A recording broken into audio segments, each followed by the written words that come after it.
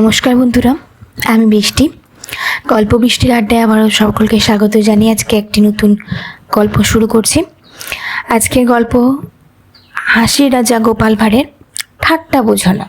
তো চলো শুরু করা যাক হাসির রাজা গোপাল ভাঁড়ের ঠাট্টা বোঝো না। গোপালকে মাঝে মাঝে ধার করতে হতো। সে একবার এক মহাজনের কাছ থেকে বেশ কিছু টাকা ধার করে নিয়েছিল।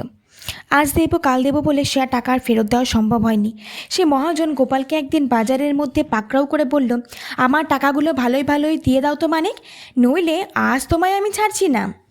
মহাজনের দ্বারা অপমানিত হয়ে গোপাল বলল, টাকাকে দেব না বলেছি? আপনার টাকা আগামীকালই দিয়ে দেব।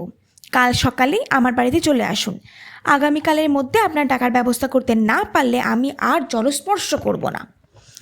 গোপালের কথা শুনে মহাজন ভাবলে, না, গোপাল যখন এত লোকের সামনে কথা দিল তখন আগামীকাল যেভাবেই হোক টাকা ওকে পরিশোধ করতেই হবে, করবেও সে। মহাজন পরদিন ভোরেই গোপালের বাড়িতে গিয়ে হাজির হলো। কই হে গোপাল, আমার টাকা দাও। মহাজনের ডাক শুনে গোপাল বাড়ির বাইরে বেরিয়ে এসে বলল, দয়া করে বাড়ির দাওয়ায় একটু বিশ্রাম নিন, আমি আপনার টাকা পরিশোধের ব্যবস্থা করছি। মহাজন তো টাকা পাবে বলে নিশ্চিন্ত হয়ে গোপালের বাড়ির দাওয়ায় বসে রইল। কিছুক্ষণ পরে গোপাল আর গোপালের ছেলে বাড়ির সামনে মাঠে 20 হাত অন্তর অন্তর আমের আঁটি পুঁততে লাগলো। তা থেকে মহাজন গোপালকে জিজ্ঞেস করলে, কি করছো হে গোপাল?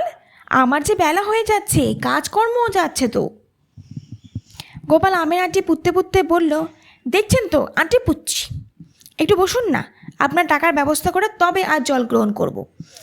আমের আঁটি পোতা শেষ হবার পর গোপাল মহাজনের কাছে এসে দাঁড়াতে মহাজন জিজ্ঞেস করলো, সেই তো কখন থেকেই বসে রয়েছি, তুমি আমার টাকার কি ব্যবস্থা করলে শুনি?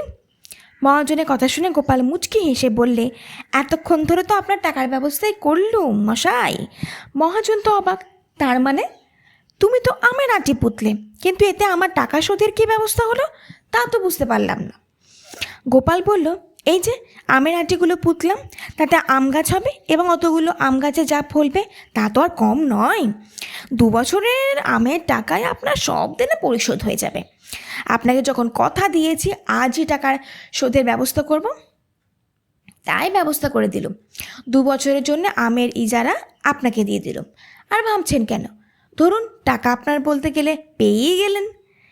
গোপালের কথা শুনে পাওনাদার মহাজন হাসবে কি কাঁদবে কিছুই ঠিক করতে পারল না। শেষ পর্যন্ত বেচারা হেসেই ফেলল। গোপাল বলল, টাকা নগদ পেয়ে গেলেন বলে হাসি আর ধরেন না যেন দাদার। তোমাদের যদি আমার এই হাসির রাজা গোপাল ভাঁড়ের গল্প ভালো লেগে থাকে তাহলে প্লিজ অবশ্যই লাইক, কমেন্ট, শেয়ার এবং সাবস্ক্রাইব করতে কিন্তু একদম ভুলো না। তো বন্ধুরা, পাশে থেকো, সাথে থেকো, আর নোটিফিকেশন বেলটা অন রেখো। বাই।